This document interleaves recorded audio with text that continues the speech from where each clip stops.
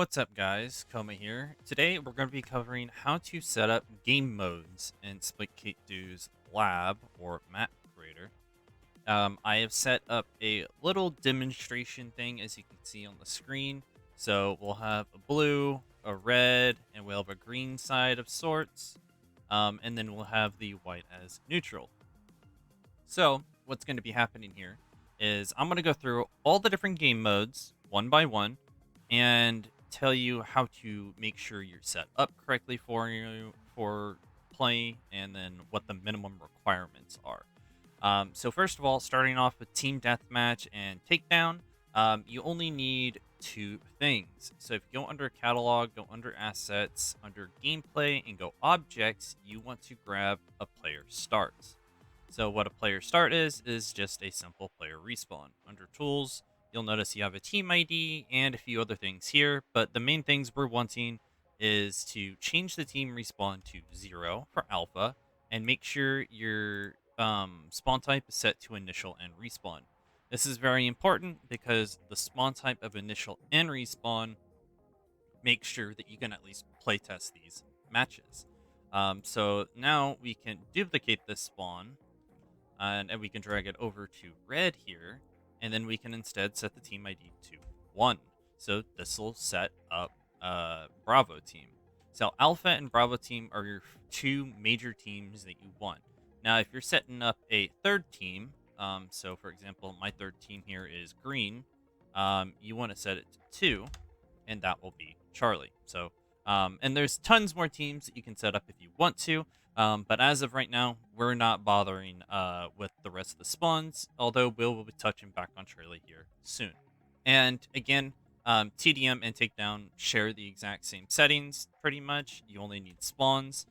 You can always playtest your maps, game modes, by looking through the play section here. So you press pause, set up for play, and there's a ton of game modes here.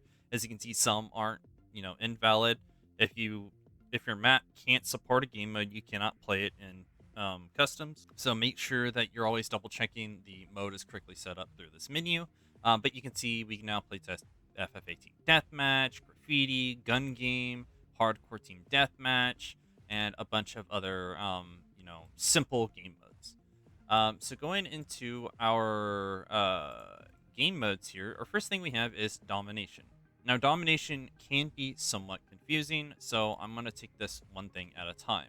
So first of all, we have Domination Point Alpha. This is a Domination Point belonging to Alpha. This means we can set an Alpha point near Alpha team. So essentially, when you open Tools and you have a thing selected, you can change the hill shape if you want to. It's completely up to you. And then you have a round value. All values start at 0, and they can go up to as high as you can possibly want at 255, but realistically we're not going to be using 255 rounds. So what we will be doing is simply adjusting this round. So on round 1, this hill will spawn, and since it's an alpha point, only alpha will have this point captured. No other team will have this point captured, only alpha. This means that if we come over here and we select the Bravo point, which says C, this means this is Bravo's point at the beginning of the round. And you can notice that you don't have to adjust the capture points like numbers, values either, as they follow the same thing as A, or 0 equals A, 1 equals B. But using these points, they're already automatically set up. And of course, your Bravo point is always going to be your neutral zone, and again, capture point 1. So what we can do now is we can just duplicate these, set them in our new locations, and instead set round to 1, and then duplicate them again, and then set them to round 2. Now, if you are setting up a Charlie zone, this will only be something that you do on Onslaught, meaning that you really only need one round. You can set a Charlie zone here, or Charlie point, and this will be D, and everything here should work seamlessly. So if we go over to setup for play, search up Domination, you can notice that now we have Onslaught Domination and all the other different Domination modes available. Now, the minimum requirement for Domination is just a simple neutral point. So if we take all these Bravo points and Charlie points and we delete them and just have neutral points down, I don't know why they're shining like that. You can set it for play, search up Domination, and you can play Domination with exclusively neutral points. Now, it is worth noting that you can name any Domination point whatever you want. So, for example, we can set all these Domination points to round 0, and we can name this one, say this one's B, so this one could be A, and this one could be C. And then you can instead set it up for original domination, as most people who play Call of Duty are more familiar with it, where you have to make sure you have to capture every zone at the beginning of the game. So that's everything to do with domination. Let's go on to Firecracker. So Firecracker is a much more complex mode, and you have to know a few things about Firecracker. First of all, there's two versions of Firecracker. There's Asym and there is Neutral. We're going to start with Asym because that's the more important one here, and you technically need both to be able to play Firecracker no matter what.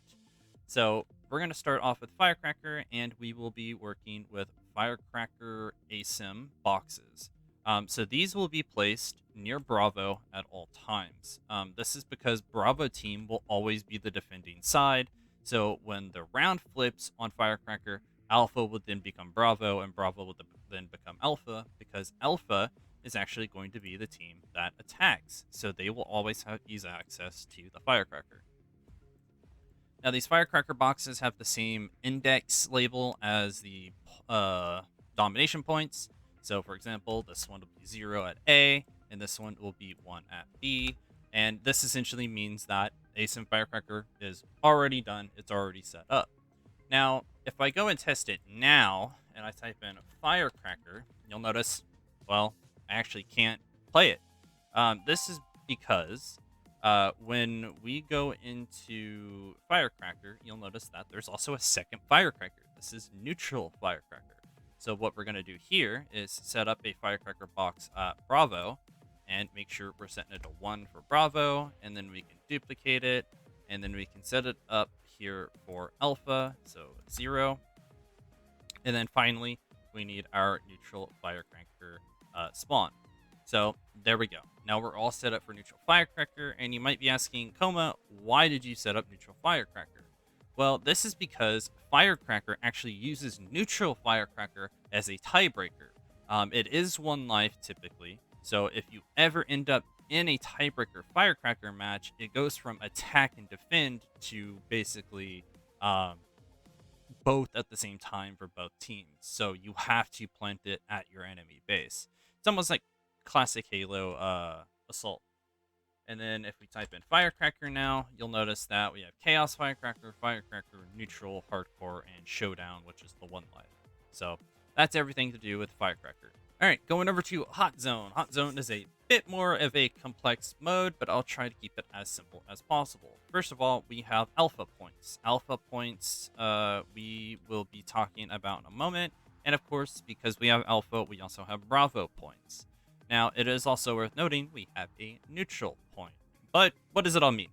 To keep it simple, when a separate team captures the neutral point, so say if Alpha captures your neutral point here, this means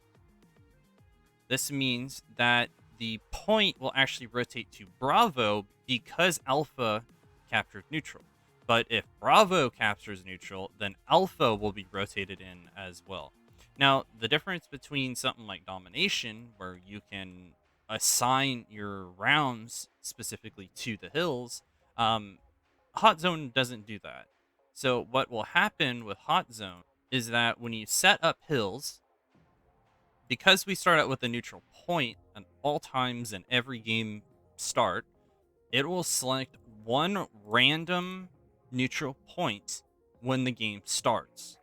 Say if Alpha then captures this here, so if I were to do this, just for example, so if Alpha captures this neutral point, that means it then rotates to a random Bravo point. But if Bravo instead captures this, that means then it would rotate to a random Alpha point. So it's kind of like a tug of war almost, where If one team captures the neutral point, then it pushes the team back to their spawn, sort of. But it's always just kind of random. You really can't tell that it's pushing a team back or pushing a team forward or something like that. It's always random. It still feels very random. So, with that said, you can just use normal neutral points. So, your bare minimum here is you can just have a bunch of hot zone neutral points and still be able to start the game mode. So, hot zone. So, you can still play hot zone with all neutral points. So, going on to King of the Hill, which is the brand new mode that has been added into Splitgate 2. As I'm recording this, this is the newest mode. But there's kind of a few niche things about this, primarily because there is a different value here, which is called group. Now, let me clarify this real quick. Because it is group does not only mean that it's what it's paired with. So, for example, if I have a group here at group 0, this means that on the first hill rotation when starting the match, it will randomly select between these two hills. This means that on the next rotation, it'll then select a random hill in group 1, and then it will select a random hill in group 2 on the next rotation out. So what this allows you to do is this allows you to take more hills and then place them on the same group, or less hills on the same group. So therefore you can have rotations like this. So you have 3 1 3. So this means that you have a random chance to have base spawns or neutral, and then you have a random just neutral, and then you have just random neutral and base spawns again. So you have some flexibility over to this, but the problem is that you need to have more than one group when starting a King of the Hill match. So it is recommended to set as many hills as you think is comfortable. I wouldn't say go over 8. Like, do not go over the amount of 8 points, because there is no guarantee you're going to be able to cover all 8 points in one match. Although I don't know, I'm not much of someone who has that kind of experience playing King of the Hill. But ensure that you are correctly setting up groups. And again, a group not only dictates the order of which the hills will spawn in, but it'll also select a random hill within each group. Moving on to the next game mode, this is Splitball. Splitball is incredibly simple, and I can show you how easy this is. So for example, we'll have a Splitball plate, capture plate for each team. So for example, this is going to be Alpha, and we'll go ahead and duplicate this over to Bravo and set the team ID to 1 for Bravo. You can also set this up for Charlie, of course, if there is ever a Charlie team, but as of right now, there is no 3v3v3 Splitball or anything of sorts. And next comes down to the Splitball spawner. So here are the Splitball spawners here. And you might notice that there's 3 of them. I set down 3. This is because, much like Hotzone, every single time a Splitball is spawned, it randomly selects one of 3. So you want to ensure that your Splitballs aren't in the floor here. So when your Splitballs are all in the floor, usually it causes the Splitball to clip to the map and causes issues of the Splitball getting stuck, and we don't want that. Now, it is worth noting that if you are putting Splitball capture plates into bases, just be careful putting portal walls near like an objective like this, because you can run into issues to where people can grab and just immediately go through a portal. So you want to pull it back about like this and give them some time in between actually running through the portal. So it isn't a pick up portal out instantly. You want to make sure you're balancing this accordingly. And that is how to set up Splitball. So you can set it for play, do Splitball, and you can also do Splitball that way. Now, if you're setting up Splitball to have only one spawn point, you can absolutely do that, where Splitballs will only spawn in one single point in the map. So you could do Splitball, and you can also do that as well. Now, there is an issue where very rarely will you actually spawn into a neutral Splitball game in terms of customs. There is no way to support it, but you can start it.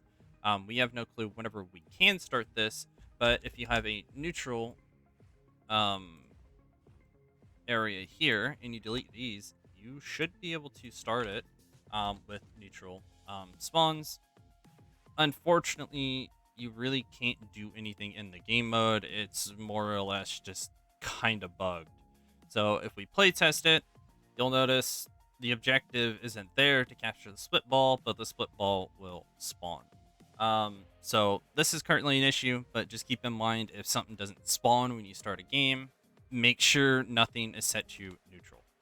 Now, in terms of setting up objectives, making sure objectives are set into locations that are not only easy to access, but also easy to kind of cover. There are certain ways to definitely stop, objectives from being too difficult to get to or um, access. Um, so, for example, sometimes you might have a higher up area here, but then this area is a bit exposed compared to these other areas. So we can do something like this. Lift these up, for example, and might just pull this up just as another example. Just in the case of, being careful on how you want to make sure your maps have balance. High ground should always be lesser mobility or more of a risk to stand over and overlook a position. And just in general, making sure that there's enough flow into said room so that these areas can play just fine. Whether or not that is, allowing portals to slip in easier, allowing players to, come in on foot with via momentum or, something of sorts.